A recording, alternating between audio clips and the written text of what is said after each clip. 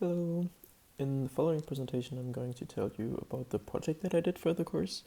It dealt with using diffusion models to generate new Pokemon. Starting with the motivation, diffusion models are a type of generative AI, which is currently gaining more and more popularity due to open access from companies like OpenAI. Here, the most well-known are DALL-E, the StyleGun 2, and GPT-3 to generate new images. And I chose Pokemon because it's one of the most popular game franchises, and thus their design is pretty recognizable. Additionally, the high variety between each image was a real challenge to other generative networks that I saw tried it before, and I wanted to see if diffusion models could do any better. So following, I'll continue with the related work and the model that I used, which is then succeeded by data acquisition and pre-processing. And lastly, I'll present the results and come to a conclusion. So first of all, what types of image generating network architectures are there? So the most common is the deep convolutional generative adversarial network, which is used to generate novel images from an already existing data pool. It often represents a foundation to build upon and modify to fit the specific needs of a task.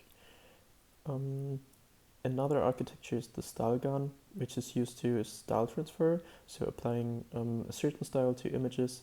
One example here can be seen on the right, where the style applied is the one from the painting Starry Night to an image of a fox. Another application of GANs is image quality enhancement. The most common architecture here is the big GAN, which gradually increases the image resolution. Here you can see how it does that. Here in the following you can see two examples of using GANs to generate new Pokemon. The first one is by Kleiber in 2020 and the second one by Chamble in 2022. As you can see, the generated images do not really resemble Pokemon and are not really comprehensive designs. This might be due to a lack of data, since generative networks generally require a lot of it to learn the underlying distribution, and both of those articles trained their model with only one image per Pokemon, resulting in a total of 1,000 images. So the first thing that I wanted to do is to acquire my own dataset. I did so by web scraping the Pokemon database, which lists all in-game artwork and sprites from all generations. In combination to all the alternative artworks that were listed, I accumulated around 41,000 distinct new images, which of course is much more than all the previous articles had at hand. However, there were a lot of differences in the background, size and spacing of the images, so I pre-processed them before feeding them into the model, and that included first making the background of each Pokemon white, and then I cropped the image to the Pokemon and made it the center of it so it can take as much space of the image as possible. Then that was followed by uniformly resizing each image to 64 by 64 pixels. Finally, I wanted to train a categorical based model, which means I had to group the Pokemon somehow. I chose to group them based on their body shape to increase the inner class similarity and the between class difference. Here you can see the 14 body types that I used. These include, for example, only having a head, having a bipedal body, insectoid body, or a serpent-type body, or having tentacles, or only arms. And you can group each Pokemon of one of these 14 categories. And yeah, continuing with the model. So I used a DTPM, which stands for Denoising Diffusion Probabilistic Model. It was first presented in 2020 by Ho et al.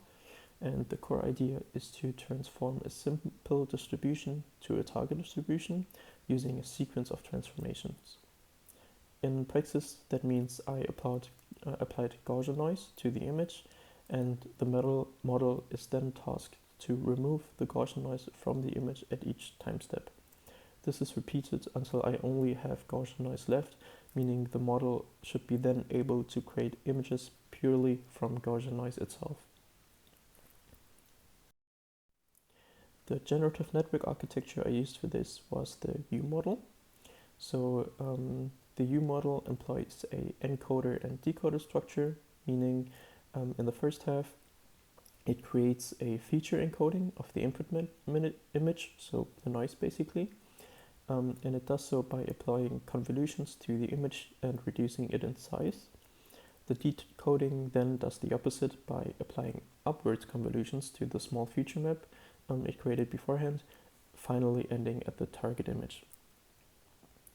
In addition to typical encoding-based GANs, the U model also implements skip connections at each convolutional layer so that the encoder is able to communicate with the decoder basically at each step. Now coming to the results. I trained the model for roughly 100 epochs using the mean squared error as a loss, and here you can see that loss over each epoch. Most notably is that the MSE strongly decreases at the start of the training and then seems to flatline over the rest of the training. However, the image quality keeps on improving, which you can see by the image quality that was presented at epoch 30 and then at epoch 100. This suggests that if you train the model for even longer, the image quality might increase even more, even though the loss stayed relatively stagnant. Yeah. Since the model is category based, you can generate images for a certain body type. Here you can see one generated image for each class. It is notable that the variety between images is different between classes. As you can see, the images for the class with wings look fairly similar, and that of course cannot be said for the class of bipedal body. So most of the generated images do have two legs, but the difference is quite more present than for the other class. Additionally, what I also found is that due to the lack of variety within the class of just having a head, images for that class presented a mild case of mode collapse, where it would replicate the design of the Pokemon unknown, basically 50% of the time, which you can see here. So those are images that resemble a certain Pokemon quite strongly, and because that Pokemon was pretty often represented in the dataset, the model learned to replicate it more often.